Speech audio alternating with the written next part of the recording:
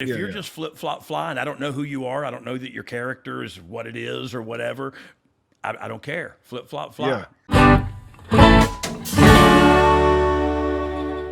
So how would you, Brian, if you were given the role of lead producer in AEW, if you had like just a meeting with the boys, if you put all the boys together in one room, what advice would you give them as far as thinking smarter, not harder? Yeah. Well, look, I would talk to them about television wrestling and what we're doing here. And because that's why their show looks, when you watch it, it looks like an indie show that somebody filmed with some nice cameras. You know what I mean? Because the people will win their match and get their hand raised and just turn around and start walking away. And it's like, oh, that's a great shot. Thank you, dude, who just won the match. And now you give me your a crack in your back to look at, as you know what I mean? Like, you got to think about this like it's a television show, because it is. And to Vince's point earlier, if you're going to go so fast, you got to slow down, because some of the things I saw in that triple threat tag, I wanted to replay so bad, and you couldn't have squeezed a replay in that thing, because they were going 90-0, and they didn't have to. You know what I mean? They could have slowed down and let some of those huge spots breathe. But that's what I would tell them. Hey, we have to slow down. It's not whether we want to or not. We have to, so that we can make our television product better. And I don't know if you ain't down with that, I got 2 words for you. You know, Brian, I got to ask you a question. Listen, you're 53, I'm 61. So like I'm the oldest guy in the room, but I got to tell you something. When I watch, what you're saying is, here's my biggest problem when I watch AEW. They don't give anything time to register. Yeah. So my brain can't register it before we're on to the next thing and the next thing and the next thing. But is that an age thing? Like, are 20-somethings able to register what they're doing? Because for me, Brian, it's happening so fast, nothing's registering. Well, and look, it would. I could hear Vince and Gorilla now going bananas over this not slowing down thing. But it might be, Vince, and I'm okay if that's the case. I'm okay if I've gotten old and my brain's gotten slow, and yours is faster, and you. It's just that such. That's why they love YouTube. It's quick, and maybe they can follow it. But just because they can follow it does not make it good. Just because they can follow what the guys are doing does not make it psychologically correct. They run past so many great spots in the match, so many great false finishes to everybody could pop up and I would be back there with my finger on the button. Faces. They're going to be mad at me this time, Chris, because I'm fading in and out of frame.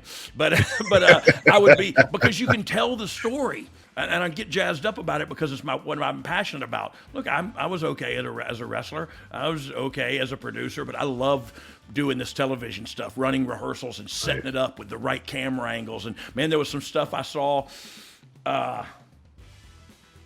don't even remember what it was now, but there's some stuff I saw and I was just calling it in my head, like, please shoot it this way. Please come in, let him fly into frame. Like, I just don't think they take the time to maybe pay attention to the television product. Yeah, I think that's a really, really good point, Brian. Yeah, and look, in all honesty, while I'm blowing my own horn, that's what I'm good at, Tony.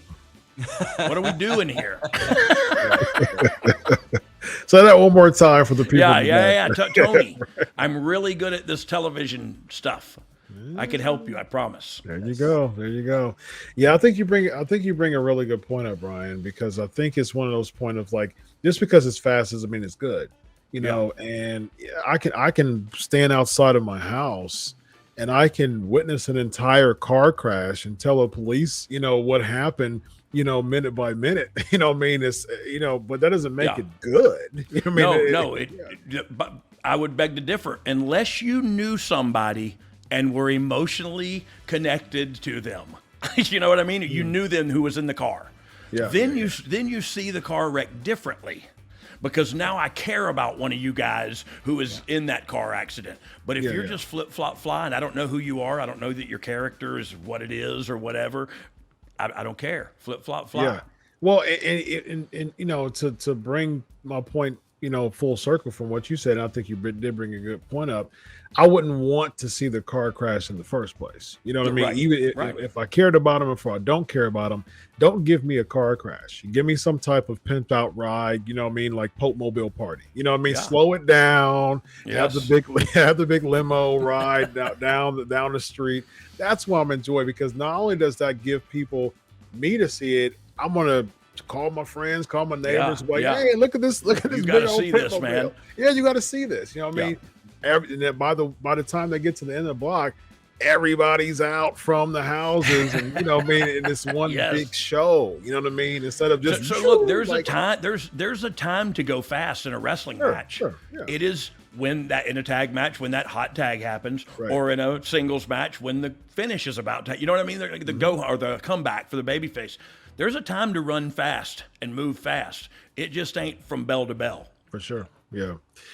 So just quick thoughts on this particular segment to close it up. What's what AEW star now would you see excel in a WWE environment with the So I actually thought about this a little bit. I've heard negative stuff about Luchasaurus, but as a human being, and that would bring me pause. I don't know the guy, so I'm speaking totally out of school here, but I trust the guy that told me. But he's a big, tall guy who can do some things, and I think he would at least get a fair shot up there. And they would own Christian manage Luchasaurus. him? Say that again? Does Christian manage him? Maybe MJF does. I don't know. There you go. Christian is bringing some really good heat nowadays, Yeah, man. yeah. Well, look, Christian's great at what he does. You just got to let him do it.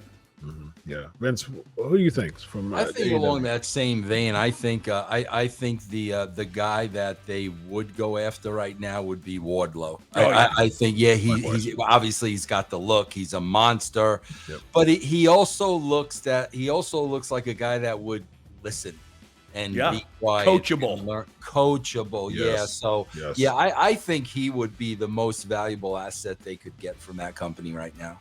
100% for me. Yeah, I agree with Wardlow that. would be the number one guy for me. Hey, can we spend a second talking about how he was booked last night on that show?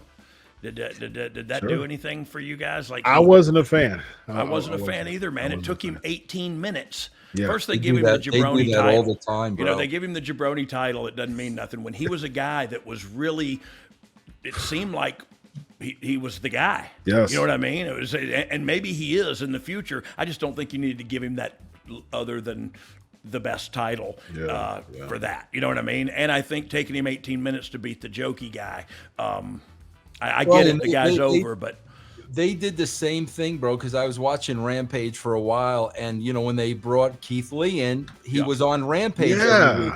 Bro, it was taking him 15 minutes every week to beat people I never heard of. And I'm like, what are we doing here, bro? No, he's booking for I guess himself and his small circle, and I guess they watch that and like that. I guess they think it was a great match. It was 15 minutes. Yeah, but was that right for the character? Correct. And the story the character's in and where we're at in that story. If if he's just coming in to beat people, he should just be beating people. It's taking 3 minutes to do it. For me, I don't know. I'm glad you brought the Wardlow thing, because for me, I didn't like anything about the segment. I just think that at this point, you got to strike while the iron's hot. I'm a big advocate of that, and I think for now, the hottest ticket you have right now is Wardlow. From a fan's perspective, and why would you book him in a match to split cheers? I didn't understand that. I didn't understand it at all. It was literally booking 101, and I thought, you put your big, huge, beautiful baby face up against this other beautiful baby face. Exactly. With a gang of guys out there. Like, what are we trying to do here? And what are we trying to... That's the thing. It's like, what are you trying to do in this segment? Yeah. And then with this, what story are we telling? Correct. Is it just a good win for Wardlow? Okay, 6 minutes. Kick me, go for the super kick, and I power bomb the crap out of you. You know what I mean? Yeah. And even on that note, I think if you do, and it's interesting because he didn't do the symphony, he didn't do the multiple power bombs. Oh yeah, and it was like, okay, I'm glad they didn't do that, because I think he would have got heat from the fans from that if he would have did it. Agreed, But like, why would you put him in that predicament? In You the know what I first mean? place. Exactly. Yep. I agree with 100%.